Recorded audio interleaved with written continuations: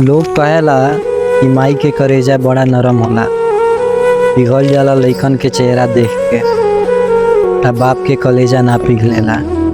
लेकिन हम तो कहेनी कि बाप के करेजा से बढ़ के ये दुनिया में कुछ बनले नहीं खे हो। माई के तो पिघलल सब केहू के लौकेला हो, लेकिन जौन भाव भीतरे पिघल के जम जाला कई साल से, ऊ घाव के भाव के लिखी हो। सही कहता रहो, मजबूरी चाहे कितनो हो, अपन घर दुआर से बाहर बेटा के भेजे के चाहेला हो। पता बा, एगो बाप से बढ़ के मजबूर केहू ना होला। एगो बाप अपना बेटा से कबू खुल के ना कहेलन कि बेटा अब तू जा कमाए।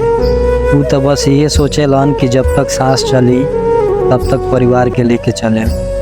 याद बानू हो बचपन, जब बाप एगो बेटा के अपने कंधा पर बैठा के घुमावेलन, काहे कि वो सोचेलन कि जोन हम ना देख पैनी तू हमार बेटा देखस।